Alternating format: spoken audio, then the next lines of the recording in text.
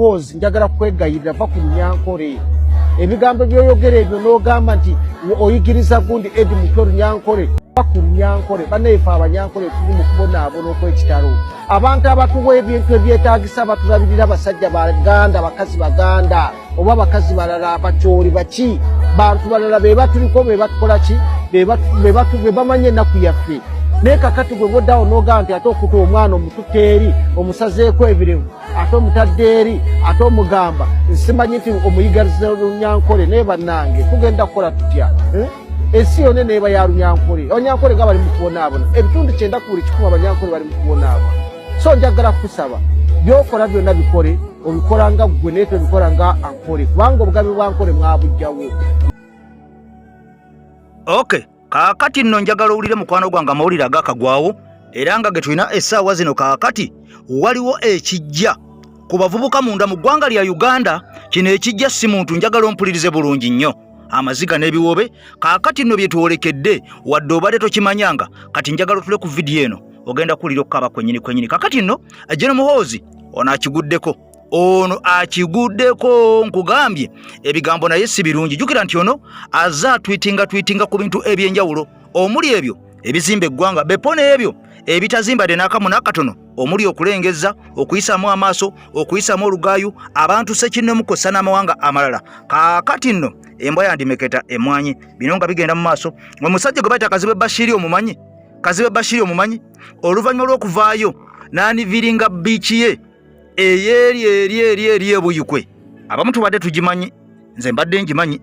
Kaakati nno ekijja si muntu ono yandibanga yeesudde mu kateebe yandibanga olekedde akaseera akakazigizigi nga bw'ogenda okuwulira bigambo biri ku mukutu gwa EKTV Media Uganda nze Eke Master Kawandula bigambo Promax emabega w'omuzindaalo. Kaakati nno agava mu bumeme gongedde okutiisa bannansi amawulire agafuutuka mu bumeme kitongole kya masannyalaze kya ggwanga lya Uganda. Kaakati ogenda kwewunya abasajja bano nepotism bali nepotiki. Kati wuliriza Honorable Nsibambi ono nga Mawokota Thausi abaana n'abasajja n'abakazi gwe bakuba akalulu n'atukogamba nti mwampisanga embizzi n'atuuka n'okuvuma omuntu nti mulinga amazi.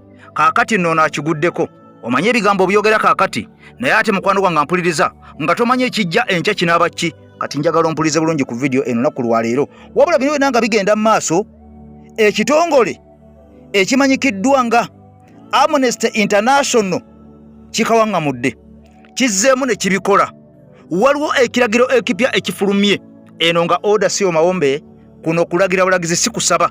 Ekitongole kya Amnesty International kizzeemu okuwandika omukuku gw'ebbaluwa era nga gavumenti ya ggwanga lya Uganda yeyolekedde okufeesa eyolekedde akaseera akakazigizigi. Kaakati nno ne NRM twandiyabanga efuuka olufumo. Bino byonna nga bigenda mu maaso gwakyali ku mutu gwa EKTV Media Uganda ngenda kukusaba n'obwombeefu nti gano n'amalala mangi nsose gatematema naye nkugamba nti video soko gimpere like soko gimpere ekigalo kino nno kijiyambako okubeera nga etolontoka buli munnansi yenna waali n'ategeera nti ebintu byayononeka dda bwe biti. Kati wuliriza Hajati Nakalembe ono nga mukyala musomi wa dduwa mbeera nkugamba enkya n'eggulu nti Hajati Nakalembe nakugamba embeera ng'ekukyuseeko ekufukidde akazigizigi tomenyeka nansi kuba essimu gy'olaba ku screen ya Hajati Nakalembe mukyala musomi wa dduwa mukyala mukumi wa kyoto mukyala mugabi wa kyogo byonna abikola si wa irizi si wa nsaasi si wa mayembe si wa nsiriba wabula nkugambye nti musomi wa dduwa ono ng'akutemera n'emiti egyaffe egy'obutonde bwe kiba kyetaagisizza n'onywako n'okunaaba. Kaakati ebigambo ne bikutereera. Kaakati ate ekirungi kye takola ku bantu bali mu Uganda bokka bonna akolera wamu n'abali ebweru wa Uganda abagatta wamu. Kaakati nno n'osooka olya nga ampuliriza obulamu bukyuse. Kaakati nno njaga tusimbula butereevu nnyo kubanga amawulire mangi ge twolekedde olunaku olwaleero gano nga galimu n'omusajja akulira eddiini y'Abakatuliki wali mu kulubaga Lutikko mumujjukire yavaayo Bishop Kazimba n'ava n'ategeeza nti nze nange ng'omuntu neetaaga obulamu obulungi nze sijja kubakolerera kuno ku nsi ate mbakolerere ne mu ggulu ebimu mu byekolere nze saagala muntikka emigugu gyammwe nange nyina emigugu egyange y'ensonga lwaki mundaba nga nsaba amabaasa njagala emmotoka sijja kutambuza bigere. Kaakati ono munda mu ggwanga lya Amerika yakiguddeko olunaku olw'eggulu kibuga Boston ampuliriza yafeesezza era abasirikale baggwanga lya Amerika be baamugjewo nga abasajja n'abakazi batandise okwagala okumuga jambula nga sinakutuusaawo kansooke nkulage ennaku obuyinike buli eyakwatibwa nga muvubuka naddala ba NUP bano batuuse okufa kiri nti Government ene ina akantu kezimba. Era ekintu kino ekizimbye okumala ebbanga.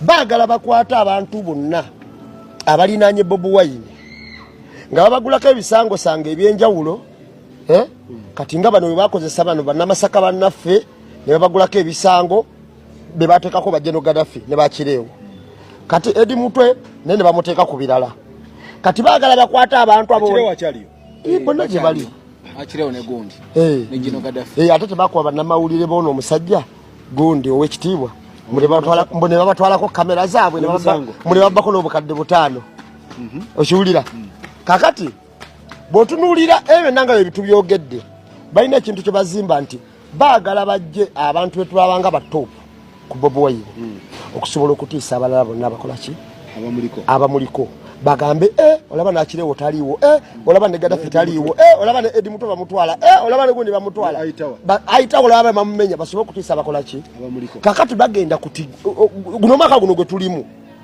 gwe mwaka gw'okufa okukosebwa okumenyeka buli muntu ali mu byobufuzi era kakati ffe bayimani kaali femujja tulekamu kakati mmwe abakoya akatono kana akasagasagana mudde ebbali kati bayimani kaali fe abayitawo sawa yakuyisaawo kufana kuwona kubanga nabano bannakyemalira engeri gye bagayo nti ekintu kisesetusa kibava mu ngalo bagenda kukola buli ekisoboka ate nga naffe tuli redde okukola buli ekisoboka lwaki Edi Mutwe kabenzi kaba omulala esawo naffe tukimanyi nti nze nkimanyi sina mawulire ogala nambe bamukutte si mawulire newe enkwatibwa kyenjagala ati ate abasigadde begalo bikola kuwala nnyo nti bambi bamukutte ebyo ffe twabisuubira si bipya okiwulira kakati abayitawo bo bayitewo batuukize kye balina otutuukiriza ekituufu kiri nti gavumenti webeeremeddwa okukola ebituufu mu bantu ng'ate abayogera ku bikyamu byekola bo beeraba nti ate bakoze ensobi okubyogerako nga balina bakwata ekyo kyanjawulo ekyokusatu amateeka mu ggwanga nze ndowooza baali gawaddemu katiibwa akatini bwe bakwata omuntu bamutwale mu kkooti amanye n'ekyamuvunaanywa ne poliisi emanye weekola ki naye kakati Museveni kyennyini ekintu kyavunaane kyamutwala mu nsiko akikoze n'okusinga bali UPDF naye kuba abapoliisi anti Museveni ekyamutwala mu nsiko ebimu ku byamutwala mu nsiko annyonnyola omusajja gwe yasanga mu kkubo n'amukuba ow'amagye gaani agobote era agamba yanyiiga nnyo kwolwo n'ayingira ki ensiko olwaleero mwami Museveni abikola n'okusinga bali Museveni ku nsonga ezamutwala mu nsiko kwaliko abantu ba bulijjo okuwambibwa amagye ga gavumenti ezo zaaliko olwaleero bakikola n'okusinga ate ne bakyewaanira namu tebakyegaana namu wadde bakyewaanira namu nti kati bavudde ku mutendera ogw'okuwamba omuntu wa bulijjo ku tayimu eno batuse na kuwamba poliisi ng'eyo Lubowa bagikoze ne basanga abapoliisi abasukka mu 10 ne babakuba ne babajjako emundu ne baziteeka wali abantu b'amaanyi baagala kulaga bali babadde bakutte bakutte ababbi abapoliisi bakutte ababbi ababbi be bakutte babadde bali awo nga bali mu kuzoganya ku ttaka bwe babatadde munda kumbe waliwo bannaabo ababatuma miita enegaana esalako poliisi negamba nti bali mubatuwe kobbo nti bano balina omusango ne babatandika abamagye ne bakuba abapoliisi ne babatandika ne babatandika ne babakuba emmotoka bagambye nti zaze ku poliisi zabadde obanya ne babakuba ne babajjako emundu naye abantu bali mu malwaliro ebitongole byonna kakati kitegeeza kati bw'osanganga omuntu akubba totawananga kubuuza nti ono avaawa kubanga ne poliisi weyakoze omulimu ogwagala okukwata ku babbi walabire ddala aba bataasa okuba bajjako poliisi enaabakwata etya akati poliisi olwo enaabakwata etya kale nawulidde nti Edi Mutwe ali mu basement yaani ya Jeno simanyi ayiga Lunyankole kakati Edi Mutwe ye yagambye nti ali mu basement yange muyigiriza Lunyankole mu wiki ng'emu wanaaba aluyize kati naawe ndyoke nkonone ekifaananyi kyabadde kya Edi Mutwe kituufu kyabadde kya Edi Mutwe kyennyini naye olwaleero badde bagenda kunnyonnyola butya abasibe gye balimu butya engeri gye strategic plan ey'okubabanja baloya ekitegeera bebadde bigenda okwogerwako bafune n'okwogerako balage abaana b'abasibe bano famire zijje zoogereko UPDF ekigaana bayiye amagye UPDF kubanga jati eri anda babiganye okubaawo ne basalako ekitebe naye ebyo byonna bajja bikola si gwe gusoose bajja kubikola paka bajja bikola naye ngenda kubuulira ebiseera ebisinga obungi endogo yinga efa eŋŋamiya embalaasi erina teke gyekuba olumu esobola okuluma naye tekikijjaako nti efa bazita kicks over dying horse okitegedde tekikijjaako nti efa bazita kicks over dying horse bwebegira etandika osambagala bweti goyinza okulowooza yenyenya kwetereeza kumbe ekola ki egenda bwe twali twolekera akalulu aka 226 nga tugenda okukanoonya okukakuuma n'okukalonda n'okukabanja byonna nga twabiteekateeka nakugamba ebigambo bye njagala okujjukiza byatandise dde okubeera nga bifubutukayo nga bwe twabyogera nakutegeeza nti waliwo ababaka mu paliamenti ya ggwanga lya Uganda abaali baweebwa omusimbi okubeera nga abo basuulawo ttawulo nga tuuse mu kaseera ak'okwesimbawo kwennyini nga bamaze n'okubeera nga babawa kaadi naye nkutegeeza nti bano bajja kutuuka bo basuulewo ttawulo mu kifo ky'okubeera nga beesimba wadde bamaze okufuna kaadi oluvannyuma balangirye nti essente zitulemesezza ate nga olede NUP tekyalina muntu mulala gwenza kubeera nga eripulesingawo kubanga bano baba balondebwa dda nga basunsulibwa kati wuliriza ekyo kyatuukirira negamba waliwo ababaka abajja okwesimbawo bawangule naye nga tebajja kulangirirwa era ekyo muzze mukiraba muzze mukitegeera muzze mukyexperiencinga naye kugamba waliwo ababaka abagenda okulondebwa balangirirwe naye olunaamala okulayira wuliriza bulungi olunaamala okulayira ogenda kulaba kye bayita omunnanfuusi ogenda kulaba kye bayita enkirumirampuyi 2 ogenda kulaba abantu bwe batandika okulumba NUP nga bali ku kaadi oba ku tiketi eya NUP yennyini ekisanja kye tulimu linda abantu bamale okulayira nkugambye ogenda kulaba emyoyo gy'abantu emituufu abamu abali mu NUP ojja kakasa nti buli muntu basobola okubeera nga bamuliisa okuggyako abo abatono ennyo kakati nno obubaka walgwa 221 Kazibe Bashiri omu ku balondebwa n'ababaka abalala n'agenda mu paliamenti ya ggwanga lya Uganda ono lwatuukayo yasirika teyaddamu kulinnya yadde ku kitebe ono teyaddamu yadde okubeera nga alinnyako mu constituency ey'abantu bakiikirira mufunze nga kitegeeza abantu bano yabalyamu olukwe mu bigambo bye Kazibe Bashiri agamba nasirika nga nyina ensonga ezansirisa era ensonga ezansirisa nze nga munnamawulire omutendeke mwatandika okuziraba era embeera mugiraba nakuba tooki nennengera by'omu maaso ebigenda okubeerawo ku kibiina kyange kya NUP kuba nkyali wa NUP kayingu era sinza kubeera nga njivaamu ne bw'okolotya ndi wa NUP era sinza gyogerako bibi yadde n'akamu n'akatono ak'eddagala wabula twalabako ku tweets ezaakolebwa ku mukutu gwe ku kibanja kye ezatwitingibwa nga zigezaako okukakanya omukulembeze n'okulumba NUP wabula ono yazeegaana n'ategeeza nti omukutu guno gwali guhakingiddwa kati wuliriza ono yasirika okuva yayingira paliamenti paka kuvaayo ekyebuuzibwa bwe kibanga mu NUP nga bw'agamba nti waliwo ebitagenda bulungi mu maaso byatayinza kuteeka ku mmeeza abyanjala ensi ebitegeere ono ekyamuviirako okubeera nga ne mu constituency abantu abamwesiga ne bamulonda taddayo kyali kiki ekibuuzo kyekyebuuzibwa bwe kibanga ekitebe abakulu mu kibiina bakunyiizizza abantu ku gulawundi bo baali bakola ky'omwami ono obutaddira ddala ku gulawundi yadde okulaba omuntu n'omu era nga kino kyamuwalirizza n'obutasobola kuddamu kubeera nga yeesimbawo kubanga yakitegedde agenda kugwa n'enkoona enywe abeerenga Honorable Yusufu Nsibambi kakati ono agamba jjukira nti ono yamaze dde okugulawo biiki ye wali ebuyikwe abantu beebuuza mu myaka 5 gy'abadde mu paliamenti alina biiki eri ku eka ne acres empitirivu alina emmwanyi eziri ku eka ne acres empitirivu ng'ezirimu zirina Masaka bitundu bya Bukomansimbi ono alina radio namba ne TV alina TV namba eya Nice TV ono alina amasomero nga Dayton n'amalala gage kati ekyebuuzibwa mu kisanja kimu owaayi abasajja batetenkanya mu kisanja kimu eno nno challenge eri abaka ba paaliyamenti abaluddeyo mu paaliyamenti nga temulina nnyo by'amaanyi bye mulaga mpozzi nga mubisirikidde nga mubiterese. Njagala nkutwale mu mboozi y'omusajja ono nga nnyonnyola ku nsonga y'emu ey'omusajja Honorable Kazibwe Basiiri. Kyagulanyi Ssentamu yandibanga mwoyo mwerere talina mubiri. Yayimba n'agamba nti ebibuuzo bingi ansa ntono. Kaakati Kazibwe Basiiri yaniveirinze lizooti ye gye bayita Kokolandi lizooti eri Buyikwe. Naye bw'oba weetegerezza Kazibwe Basiiri ono amaze ebbanga ddene mu paalamenti lya myaka 5 nga tateesezza ng'ate ne mu constituency tazzeeyo.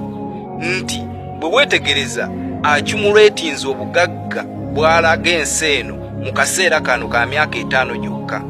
Nti Kyagulanyi Ssentamu yayimba n'agamba nti nga wakedde n'otunula mu site abakola ekinene be bafuna ekitono ate abakola ekitono ne bafuna ekinene. Nti bwe weetegereza Kazibwe Basiiri asinze ababaka bamaze emyaka oba ebisanja 3 mu paaliyamenti okwacumulatinga obugagga obulinga bw'alina kuba lizooti eno gye yaniveirinze eri muyiika na yiika nnene ngazi yagitaddemu ssente nnyingi era ku kusoomoozebwa kw'amaanyi ku babaka abagenda okulayira naddala ab'enkyukakyuka.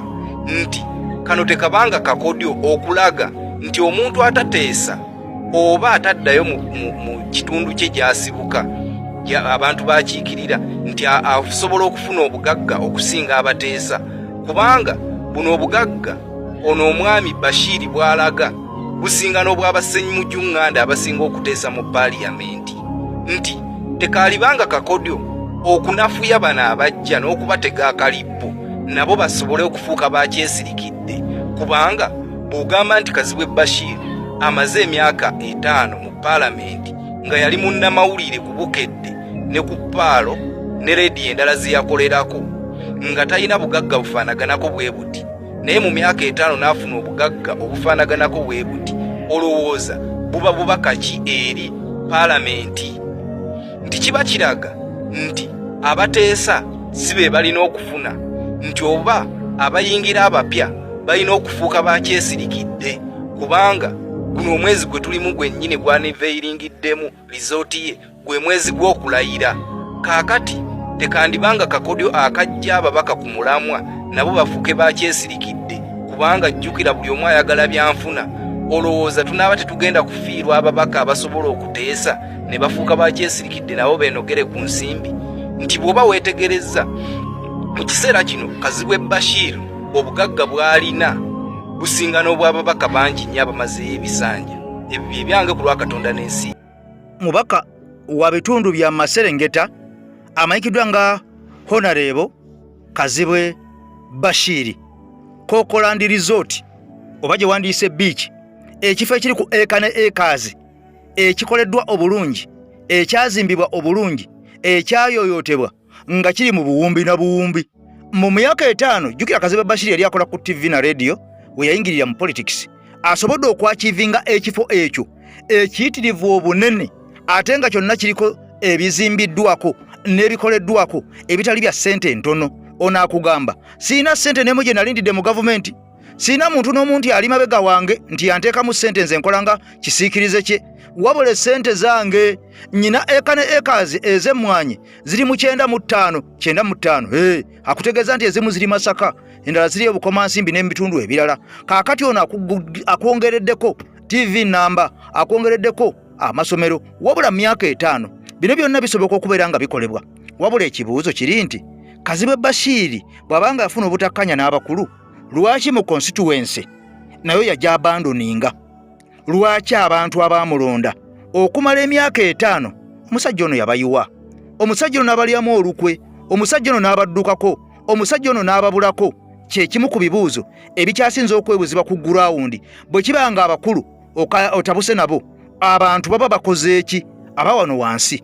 Bwe kibanga yagamba nti teyalya, nange sinza mulumiza kubanga gye bagambira nti yalya, saaliyo ng'alya, ne bwe kuba kunywa saaliyo ng'anywa, wadde abamu bagamba nti yalya n'okunywa n'anywa, nze sibikakasa kubanga saabiraba era sibirumiza kubanga sibinaako bwino kubanga ye kennyini mukamwa akagambye nze siryangako nze sente zemmanyi gwe musala gwe mbadde nfuna mu paaliyamenti gwokka wabula ate ekyewunyisa ono tabaddeko nakakiiko yadde kaakulembera oba kaakulya mu paaliyamenti abadde muntu wa bulijjo mu paaliyamenti era nga ne mu paaliyamenti atuula mabegaawo n'asirika nga ne mu paaliyamenti yadde okukolola takolola naye ng'entuula nnyingi eza paaliyamenti omusajja ono ye abadde alabwako abadde alirejula ng'atendeka ku paaliyamenti nga tava ku paaliyamenti ng'abeeramu naye nga tateesa taleeta kino wabula ng'abeeramu kuwuliriza ebyo bigenda mu maaso mu paaliyamenti ya ggwanga lya Uganda. Kaakati nno njagala tufune Kazibwe Bashir no mu bigambo bye naye nga sinafuna Bashir ono. Salamu alaikum Hajati Nakalembe omusomi w'edduwa bw'oba wenyiye embeera embi yankusomere ku dduwa abali ebweru mirimu gigaanyi papula zeesibye kino kyekyoto kwensabira omukisa kobe ng'odiriddawa wali wenkusabira n'ofuna emikisa ky'oba olabanga abirira ebinyonyi ebitalina kyakulya naawe atalina mulimu jangu kusomere ku dduwa ofuna omukisa eno ennyanja kwesira buli kimu ekisira ne kiba kikujjudde nekikasuka mu nnyanja nekikunta nekigenda nze Hajati Nakalembe kambawo ennamba yange yeeno 075237529 temuddeeyo nemwebakira ebizibu nkoye ku nnamba yange eno. Ekigambo kulya no okiwulidde mu kisanja kino Haji walya n'osirika walya akasente n'osirika n'ebyabalonzi tolina kyobafaako. Ekigambo bwe kiti oli bwagamba nti Haji yali akasente n'abunira bwatyo ne bamuziba omumwa kitegeeza bwe gubanga omusala gwa parliament gwe badde bagamba ogose omusala mbadde ngufuna kati njogera nga ndi musiraamu nga ndi mukkiriza omusala mbadde ngufuna nga bwe gujja entitlement zange bwabanga waliwo sente endala ze bagamba ezaawukana ku ziri official Mungu okunzijja mu bulamu okutwala buli kye nnina sisinkanangako muntu abo bempula baga sima yasinkana gondi tekibangawo musisinkane ne tekibangawo ne musikettoke tekibangawo kyovula banjala okulaga I'm very strategic and calculative. I knew nti olunaku lujja keera nga luliwe luti bantu akalunga kawedde ebbugumu ly'ebifuzi nga liringa bwe liri future ya Uganda ogira bwetambula nakitegeera nti obudde bujja kutuuka ensonga ez'enjawulo ziveeyo zoogerweko era mbadde calculative mirundi emeka ng'ongamba interview ne gamba ebbanga libadde pampo n'emyaka ng'ebiri exactly kasenga ngamba katukirinde Kazibwe mwamulabako mu kibiina ky'ebyobufuzi kyonna oba n'omuntu yenna omuntu n'ajjayo aleete ekirowoozo kyonna oba ekifaananyi oba bwino nga si byakulowooza bulowooza ogambe Kazibwe twamusanga ali mu kibiina kya gundi kale ne bwe kibiina kya opposition. I'm very strategic, I'm very calculative in my moves. Sisobola kuba nti nno naganda mu parliament nga ngendedde ku kibiina kya NUP naye nga kati nvudde mu NUP ngenze mbano no nasigala ku kye naliko kye nzikiririzaamu era sitagalanga tewaliya yadde okusemberera bagamba kulya yadde okunywa okulya kwandibadde awo n'okunywa tewanywa never bwegubanga sente lwaki bandibadde bagamba nti Kazibwe walya sente naddala okuva mu kibiina ekiri mu gavumenti essaawa zino kibiina NRM nti wafuna sente nti wegatta wala akantu ke bagattako nti Kazibwe Bashir munyampi akagambo ako omugenzi akaleeta gwe wakyebwa omukyazanga omugenzi tamala emirundi nagamba nti oyo munyampi. Let me tell you, I want to take you back to where we started.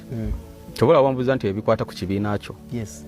There is a lot that happens. Gwe abakyogeranga walaba owulirako ow'ekibiina ekirala bana kibiina ky'omuova. Okay. Bakyogerako nze nzekka bawera kube bakyogerako walaba engeri gye batambulamu bonna be bayogera nti gundi yalya walaba engeri gye batambulamu ne be bakola oluvannyuma mu byobufuzi. Yes. Bali luddawa kuba bo twabalaba nti abamu basala n'eddiiro ne bava mu kibiina kiri ne baga katudde eno abamu ne babatawa kaadi ne bakumawo ne beesimba because ne bagamba nti bw'otafuna kaadi ne weesimba ku muntu gwe kaadi oba ofuuse muyeekera ofuki kati character ngeze ezimu kati mbadde sinabazira on your side exactly because twali tulinze nti naawe oveeyo olunaku lumu nti wegasse ku DF tukitegedde because DF ya opposition mwami Mpuuga kulembeze waayo gwolowooza Kazibwe tewali bantu bamuyita kubeegattako kati kankikugamba oba tokimanyi buli kibiina kya byabufuzi kyomanya Uganda kyampita nkyegatteko every political party ono mu Uganda buli kibiina kya byabufuzi n'ekitalina mubaka parliament n'ekitalina ngiti abo ne bangamba banguze ekibiina ky'ebyobufuzi mbeere party president wallahi nti tukwagala mu jema nkugambye buli kibiina kya byabufuzi n'abamu ebibiina ne bangamba ekibiina gundi jangu tukwe kadi jangu tukulonde tuze delegates conference tukuwa party president bakiwagana si bwentyo bwenkola ebintu si bwentyo bwenkola nagambye ndi strategic ndi principled nina gyendaga mu lugendo lwo lwalimu nti emyaka 5 gibako mubaka wa parliament nti kati emyaka 5 ogimazeeko kati tukivuddeko ekyo tudda ku kirala kaakati nno ggwanga lya Uganda ebinyiga abantu bingi wabula nga sagala weerabire nti bangi banyigirizibwa bangi batuusirizwa ku kisenge bangi bafiiriddwa ebintu byabwe wabula ate bangi naddala abo ab'olubatu wabula ate batono naddala abo ab'olubatu abafunyemu ennyo ekisingidde ddala extremely nga bafunye nnyo okusingira ddala ne ku balala kyandibanga bwe twolekedde Uganda yakutemamu emirundi 2 mubeeremu abagagga ennyo nga mulimu n'abaavu balunkupe emponga byoya nkoko eniera mutunzi kikoko kiwogo kiyiddewa sente zabuze 10 abo be boolekedde okubeera nga mukwano gwange mpuliriza bagenda kubeera mu nsi ya Uganda bampale enywera miguwa kubanga okusinza ku kirabwako ne betwolekedde abantu bangi abawula obutitimbe n'obutitimbe bw'essente bo ne bagaggawala wabula nga ate abalala bandiziganyuddwamu bongera okkozimba n'okubeera nga banyigirizibwa kati omusajja ono yagamba bw'ati ebiruma abalonzi kale mbakubye kano mateeka era ke mbakubye kamwe bana mateeka kutuka matine mumanya mateeka choka chewunyisa mwe mumenya mateeka ndati babalonze tupebe mateeka kamulira kutwagana na kutuweka bati yogerako mutu watiyagaza kutu kuwaziri chibako za bajala bati temagala na petuve mumwasi chiso chekambakambeko mukomye force waluwa lutalo lutanika ya basi moja mwechisanga mwagale ntebe watu wawanti mutufuganga mugabe wawula matufukile lukokobe mutuzindika mkuwa tugobe naye bikiwe mukoze mbirage tubirabe bino byebirima balole bino byebirima balole bino byebinyika balole bino byenyini bireta n'abasuuli mutulesele obujayi mutuyisa bubi abalozi naye wayi tekana kasera mutugambe bbayi kino kyo kiseera mugende walayi mwana okwelemeza mbuyinza okufukana nyine buyinza okwagala baleza okukusiza okutuvuma bunawo n'abawunza babiteletele musiko zenelanza bakituluma abayayi kutufunza mwana kuba kutuyisa mu maaso mutatulaga biseera bya mu maaso n'okutugoba ku ngudo sitekansi mwagala tulewa mubiri abagasi teteza emisolo migula bugali maaso bino byebirima balonzi bino byebirima balonzi bino byebinyiga balonzi bino byenyini bireta n'abasuuli bamayogera kituufu ng'omulonzi munda mu ggwanga lya Uganda kyagenda mu maaso n'okubonaabona n'okubeera nga afuuka emmomboze mu nsi ye njagala osooka omale okubeera nga otegera ebigambo bibino nakutegeezezza dda nti Uganda etuusa okwawulamu emirundi 2 abagagga ennyo babinyonkondo babifeekeera abatonnya emmooli bepo n'abaavu ennyo emponga lwoya bampala enywera miguwa nkoko eniera mutunzi n'amannya amalala g'omanye kati wuliriza omuwala ono gw'olaba eyasikiziddwa omwami oli eyabadde mu kitongole ekyawumeme giyite Uganda Electricity Board nga bwe twagimanyanga edda kati wuliriza omuwala ono kigambibwa nti ne taata we y'omu kwaba abakungu muno mu gavumenti ya Mwami Museveni wakati wa 1997 n'emyaka gye2000 awo taata we yali aheadinga ekitongole ekikwasaganya eby'emisolo munda mu ggwanga lya Uganda giyite Uganda Revenue Authority nga kitegeeza nti ono mugagga Fugge Muvundu era ng'alina oluganda luba lunyankole ku Janet Kataha Museveni ono nga ye first lady omwami oli gwe nkugambye nga kino kitegeeza nti n'omuwala ono yandibanga y'omu ku bakazinizi ab'omukyala first lady Janet Kataha Museveni kaakati nno ono yamaze dde okubeera nga agwa mu bintu njagala okyegere mukwano gwange mpuliriza ono yamaze dde okubeera nga afuuka ssenkagale boss ow'ekitongole eky'amasanyalaze munda mu ggwanga lya Uganda wabula bwe twogera ku kigambo nepotic saagala okimistakeninge nepotic abakitegeera mukitegeera era ekigambo nepotic kivaamu ekigambo nepotism.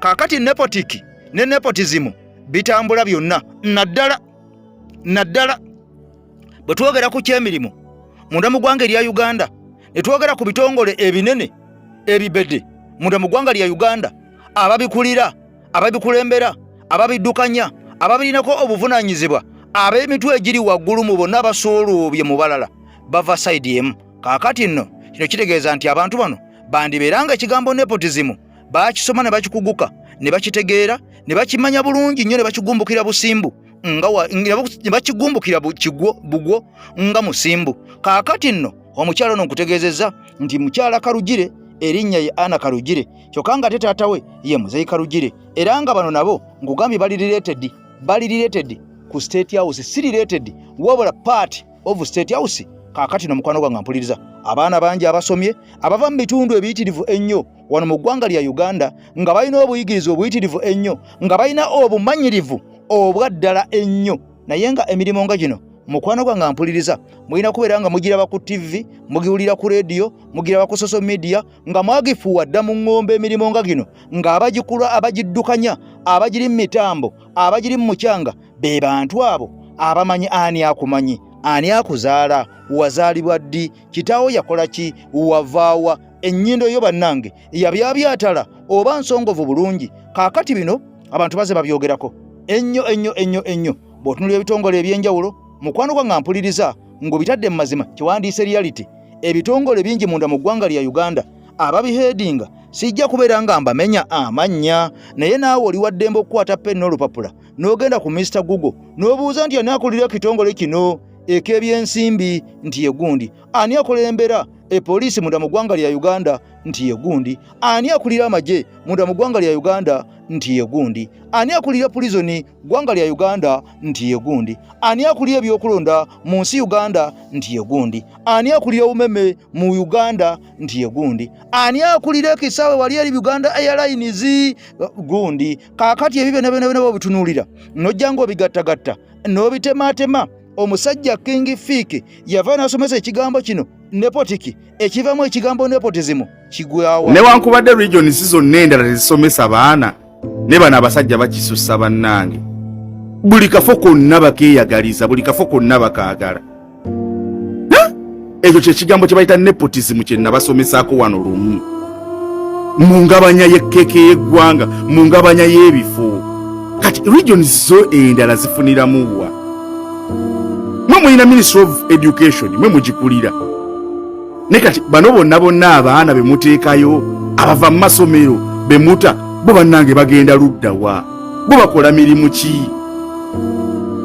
Buli mulimu gwonna mugweyagaliza buli mulimu gwonna mugwagala naye bannange bantu mwe mulina omululu ate kino kye mutulaze nze simanyi nti oba waliyo ensi yonna mu nsi kuno ekola nga gavumenti ya Museveni nga buli kafo konna kakabaako omuntu asiimula toyi nga bakaagala nga bo balaba nti be balina okubeera mu buli pozishoni yonna be basaanidde be basoma be basaanidde be bagezi be boogera naye bannange lino ggwanga ki nga tribe abantu bava mu tribe emu naye nga be batwala buli kyonna ekyeggwanga kyonna genda mu security genda mu poliisi genda mu buli sekita yonna nga be baliyo bantu be bamu balubatu bwe bati naye nga buli kintu kyonna bakyeyagaliza. Kati bwe mulowooza nti bano abantu abava mu regions zendala balina kufuna ki ku ggwanga lyabwe bagenda kutwala positions ki? Oba pulezidenti mubwagala simanya byonna mubyagala kati bo bano abalala baba bagenda kutwala positions ki mazima ddala naye gwe ate bano abantu tebaswala ge mazima buli kafo mwana wa gundi yakabeeramu mwana woono yalina okubeerayo mwana wa gundi yabeerawo bayagaliza obwa MP bayagaliza obwa minisita balinga bagamba nti bo abannayuganda abasigadde tebalina ka position konna ke bayinza kutwala mu ggwanga lyabwe ate bwe tuwogerako ne bagamba nti ate tuli basosoze bw'oyogerako n'okera n'oyogera ku nsonga ezifaanagana bwe ziti bagamba oli tribalistic ososola mu mawanga naye nga kiki ekitalabika wano busosoze bwannabaki buno kati gago n'amasannyalaze mugjewo era wammwe era mutaddewo wammwe naye bannange mmwe Uganda ya byafaayo bino ebintu byetwogerako olwaleero tugenda kubyogerako n'emyaka 10 mu maaso abalibeera abalamu tugenda kwogera ku regimu ya Nakyemalira gwe bayita Yoweri Kaguta Museveni newe giribe emyaka 2 tugenda kugyogerako nti be basajja bafuga eggwanga lyaffe nga tebalina nsonyi ensonyi baazinaaba bana basajja ensonyi baazinaaba bannange n'akafa kasembayo okubeera bwe kati nti kale bati katukawo omuntu kale ava mu Northern Uganda mwana bantu mmwe muli tribalistic bantu mmwe mwina nepotism mwana n'eggwanga lya Uganda otunuulira n'okaaba bwoti n'ogamba naye we abantu okubeerawo nga tebalinawo kifo kya nkizo kibayinza kuteekako muntu mulala nga si waabwe nga tava mu regioni yaabwe nga tava mu kabondo kaabwe nga si mwana wa gundi bantu mmwe mututaddeko ennyiike ku mitima gyaffe mututaddeko ennaku ku mitima gyaffe naye tetulibeerabira n'abo ababalya mu ngalo tetulibeerabira newe buli baddi newe buli baddi temugamba mmwe mwekka mmwe musoma mmwe mwekka mmwe muyina obusobozi okutuula mu ezo woofiisi ezi Right, Jocelyn Rwakakoko ye new acting MD owa UEDCL kakati oluvannyuma lw'okuba akolebwasibwa ne bamutadde ku first leave ono yaliwo. Jocelyn Rwakakoko nange mbadde simumanyi wabula ono ayinginya Jocelyn muwala wa Eli Rwakakoko eyali General Commissioner wa URA between 1997 ne mwaka gwa 2000. Eli Rwakakoko cousin ku first lady ayitibwa Janet Kataha Museveni. So ono ye muwala we kitegeeza nti ali ku mwanjo nnyo ne first family nange mbadde simanyi byebyawo kakati nno waliwo omubaka muganda nkakeeto Sister Marie nkutumiddeko nnyo ggwanga lya Switzerland Bepone maama mbaagala nnyo Emire naawe nkutumiddeko nnyo weebale emirimu kati wuliriza muganda nga Ashraf oli mu ggwanga lya America wakuba dda ku mpemba wemba nkutumiddeko nnyo omusajja ono Honorable Yusuf Nsibambi ono nno ng'abadde akiikira abantu b'e Mawokota South era ng'ono mu kulonda okuwedde baamusuula mu kasero bwe bamusuula mu kasero yanyiiga nnyo ono no Professor Mulamba era y'omu ku basomesa abayizi wali ku Kasozi Makerere University era ng'ono y'omu ku ba lecturers abaasomesa ne Kanso Elias Luyimbazi Nalukola Jaden kati wuliriza Honorable Yusuf Nsibambi agamba abadde mu parliament ebisanja byamazeeyo naye nga opposition mu parliament mbu okusinzira ku yenga agamba tewali muntu n'omu ku boddo lwa opposition mu parliament yali ateesezza tamulabangayo kuba likudo liri ku opposition era ono agamba biiru zonna ezizenga zikolebwa mbu bano abantu abali ku opposition bagamba kigambo kimu mu parliament vimba yambala enkofiira nga tunudde eno kagaane kabanje kalonde okitegedde nti era parliament y'abantu bano ebeera ku madaala ebeera mu nkubo za parliament naye ku parliament ku ya parliament ono agamba tabalabangayo kaakati nno wano wabaddewo ebibuuzo biyitirivu nnyo era ku nsonga eno ey'omukulu ono Honorable Yusuf Nsibambi bwe kibanga bonna abaali mu parliament ku ludda oluvuganya gavumenti naye nga yaliko ku ludda oluvuganya gavumenti ekisanja ne kituuka okuggwako nga twebuuza kiki ye kye yakola nga ye kubanga era ono yaliko na shadow minister Mulamba mu parliament ya ggwanga lya Uganda era ng'ebimu ku bisinzo muluma biyitirivu nnyo ebyamuviideko kwambala akasaati akakyenvu najja tukalaazize entuufu nti mbutuufu ono tabeeranga kuwa opposition ono bamulumirizza okubeera nga mu parliament y'omu ku baprofesa abaasoma ebitabo ne biggwayo naye talina kantu kayinza kukola yadde oluwagiri oggaali yadde empiso yadde akagirita naye nga be baprofesa betulina munda mu ggwanga lya Uganda era nga kigambwa nti ono ne bwe yali mu parliament okusinzira ku Honorable nga bw'agenda okwogera teyayambako yadde n'akamu n'akatono oludda oluvuganya gavumenti nti kakati mmwe mwenna nze nabasingako ndi Profesa mulamba mu bitabo nyina entuumu bweziti nyina lumu bweziti ez'ebitabo konteyina ne konteyina zensomye kati mmwe abalina obutabo obutawera obw'olubatu njaga tukole bwe tuti tukole ne bwe tuti okuyamba ensi yaffe, tukole tuti okuyamba abantu baffe, tukole bwe tuti okujjako gavumenti ono okusinza ku Honorable omu agamba y'omu kubadde mu Parliament nga naye y'omu kubalaganga atali Profesa. Wuliriza, mu Parliament bw'abaayo nga tosobola na kumanya nti omusajja ono Profesa, wabula ye ayongedde okulumiriza ng'agamba nti bingi bye yakola mu Parliament eyo ku lwa banne abataasoma, naleeta n'obukuku gwa bbalu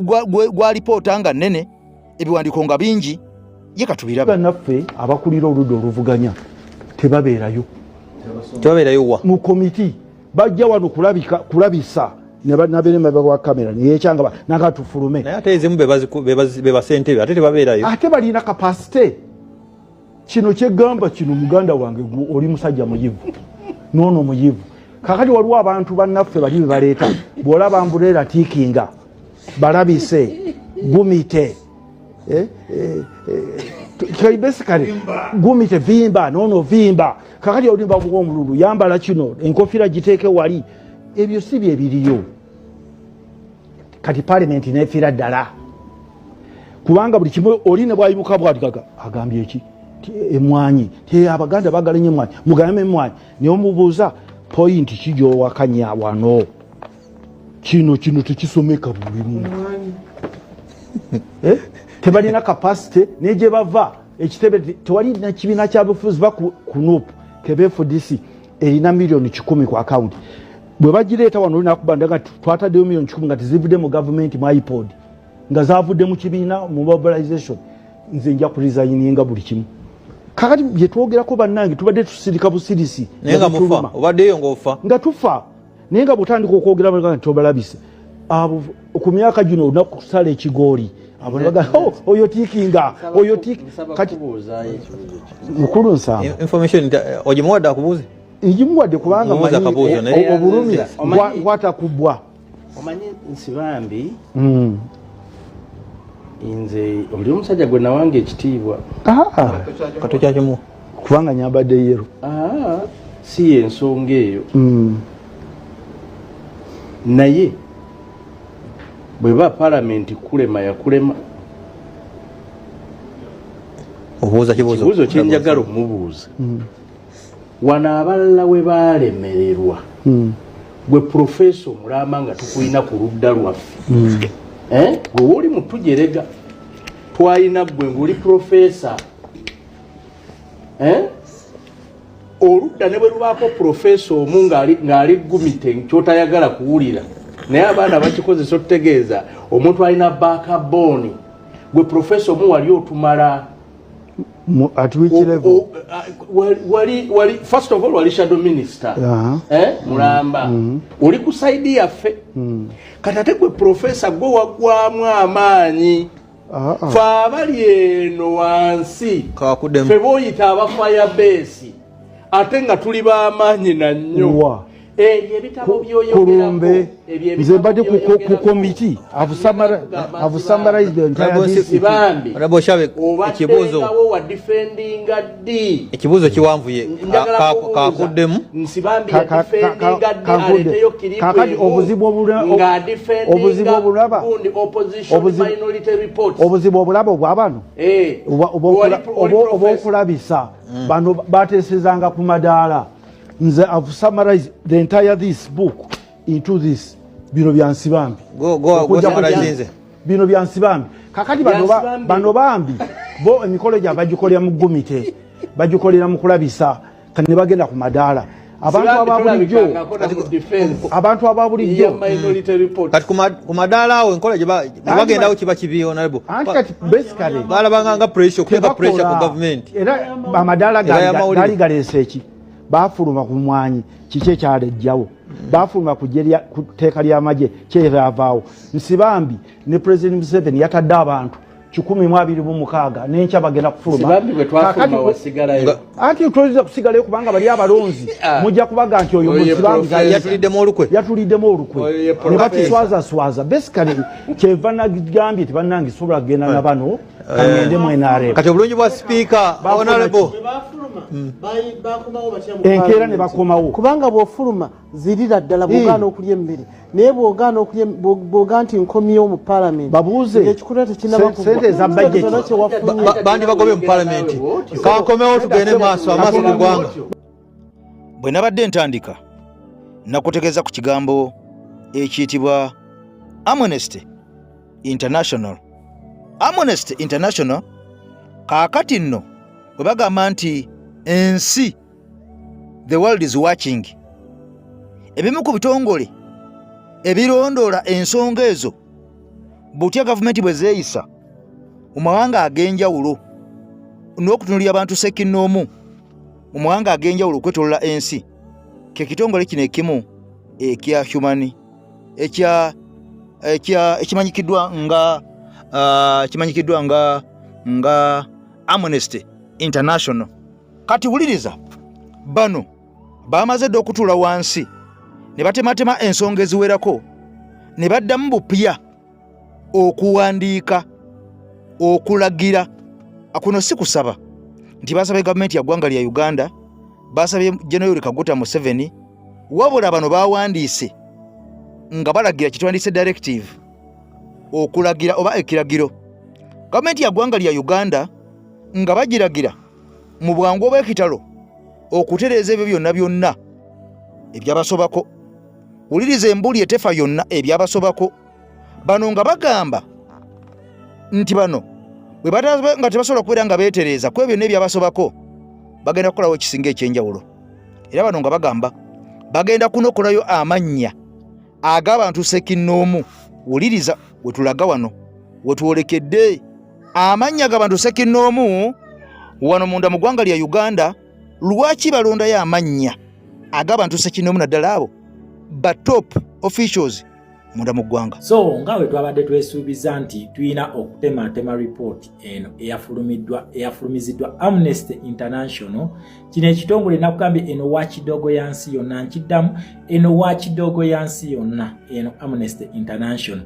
Era nga bano kakasa bano abantu temulowooza nti bakola just report zaabwe ne bazirekaawo mu just kumalamu biseera. Bano abantu they give it time. Nakugamba wano mu capitalist omanya nti akutuusiza ku peak ate oba ojja kubikola nga wabikugambye. So bano beeyibala ababadde bakola ebikolobero nga batamanyi nti omusajja abagamba the world is watching. Kati gwe abadde asuubirayo world endala teri Amnesty International. Era ripooti baagikoze. Ripooti eno mulimu n'ebiragiro ebyabalagiddwa, nkiddamu tebaabasabye wabula biragiro ebyabasabiddwa mu eno ripooti. So njagala tugitemeteme, ngenda kugitema mu Luzungu ne mu Luganda. Kati gwe naawe kikkakatako okulaba nti ripooti eno oba ogisome ogitegedde osobola ogitematema mu lulimi olulala munnansi n'ategeera n'amanya nti bano abasajja bukyanga beepanka nabagamba nti mwesiba ebikokolo ne mutta abantu naye babalaba. Kakati byonna bifulumidde mu Amnesty International report. Nkugambye mulimu ne commands ezikoledwa. They are not recommendations, they are commands balina okuzikola. Kati gojja kuŋŋamba lwaki boogera bali babikole. Nakugamba nti under international oba bino ebintu bye mbasomesa nakugamba batuyita ba infinite class. Nakugamba under international gye ndi mu kubasomesa wano, when the laws of the land can no longer protect its people, that is when the international arm reacts. Okitegeera? Era bo basooka ne babawa chance nga bakimanyi nti abantu bajja kubanga bo bennyini abeera mu buyinza ate bakola ebikolobero. Tugenda kubanga tubimanya ebintu bino mu maaso naye olabe kugabe bagenda kukubira omuntu jeke senga tebateeka bintu bino mu nkola. Bo bennyini bagenda kubi enforcing okubiteeka mu nkola. Just watch the space. Nakugamba kino ekintu tugenda mpola eno revolution egenda kukaka. Kati katukusomera report eno ne orders ezikoledwa zibadde orders, they are not recommendations. Okitegeera? So katugitemeteme mpola egenda kubeera mu episodes 2 ndowooza. Episode yokubiri batugiteeke ku Roots Media. Yesemu kanjiteeke ku nenda tugiteeke ku Roots Media. Kujja kuogenda ku Roots Media olabe report eno gye gwera. Yes, tugenda kubanga tugitematema. Tugenda kugitema mu episodes 2 kubanga mpanvu nnyo tusobole okusavinga obudde gwagifunye gisharinge munansi ategere nti ensolo ku kizigo kweri. The world has been watching everything they have been doing.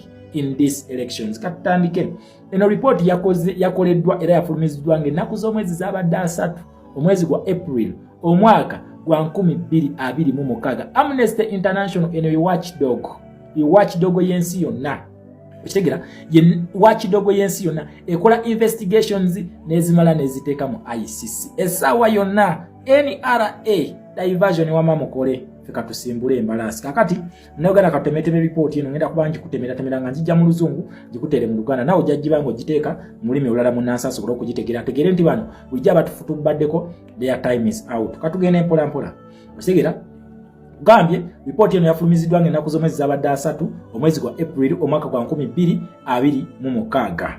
Yes, Uganda Authority kiddamu katugitandike mpola Uganda eno Amnesty International eyogera ku Uganda gwe mutwe omukulu omutwe gugamba kutya authorities must investigate election related killings,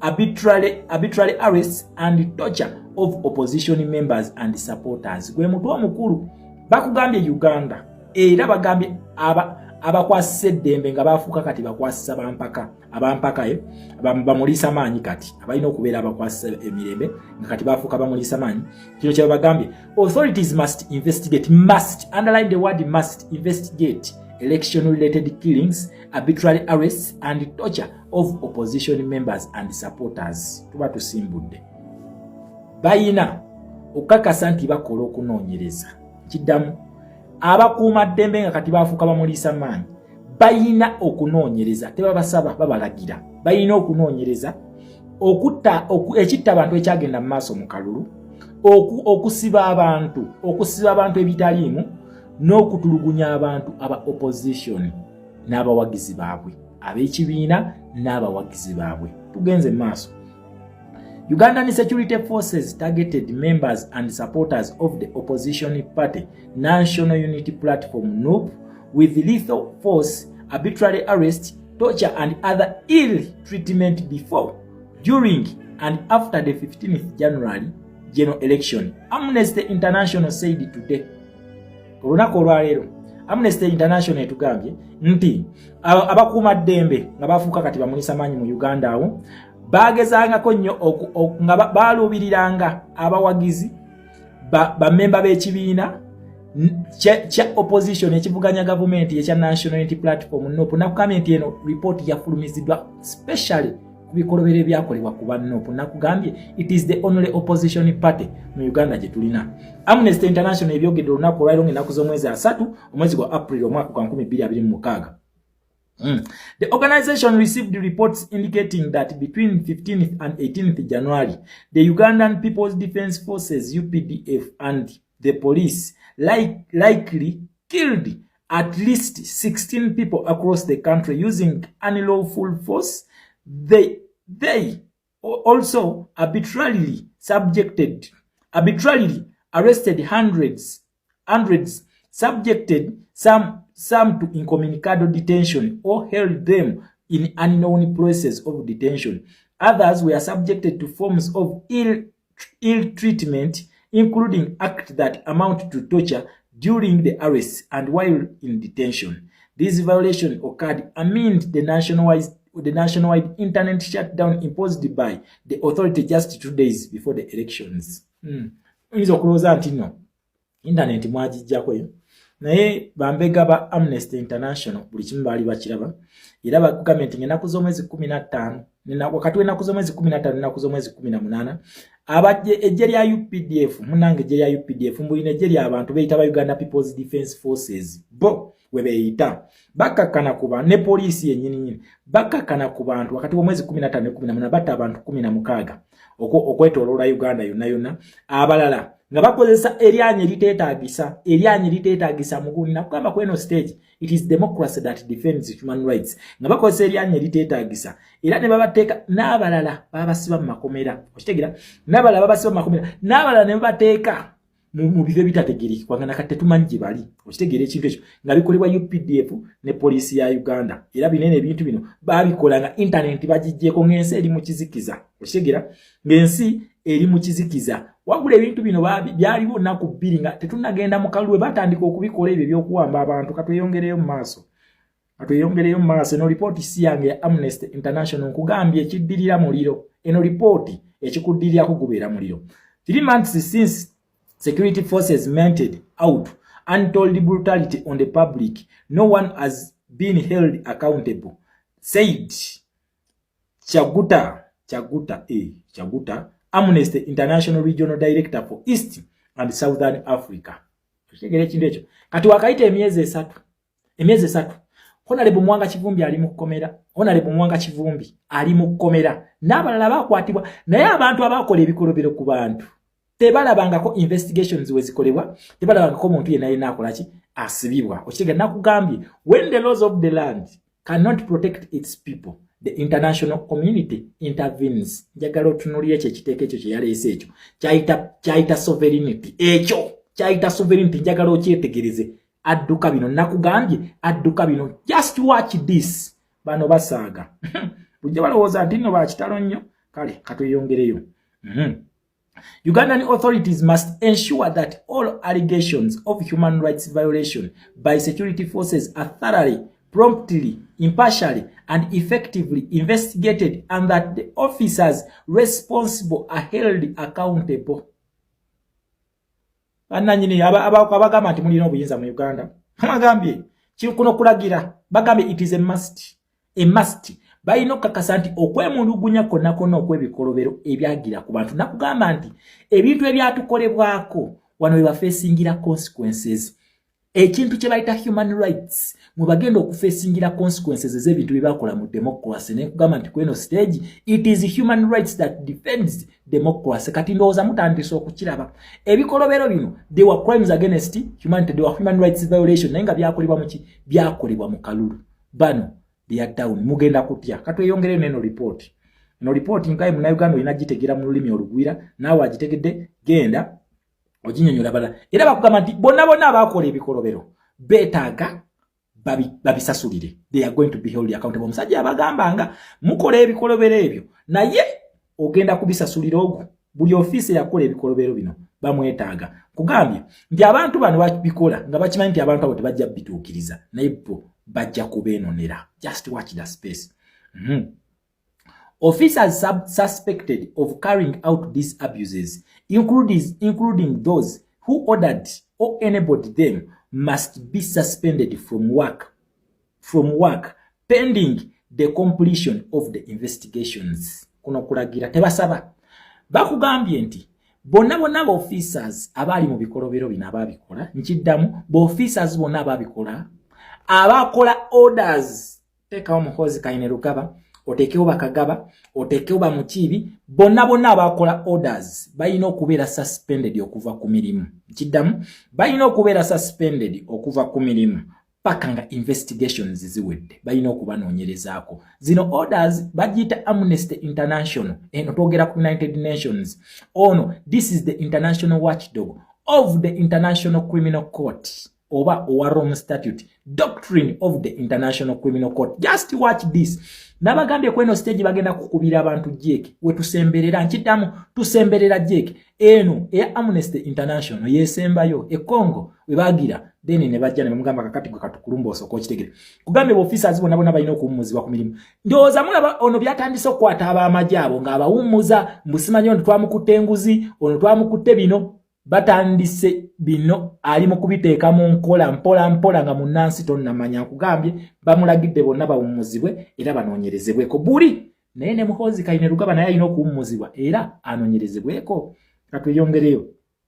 Between 5th January and 21st March, Amnesty International interviewed 33 men and 15 women based in Kampala City, Lubaga, Luwero, Bulenga, Mityana, Mukono, Luchiga, Mbalala, Luka, Wakiso, Lila, and Tororo districts, and Busoga region.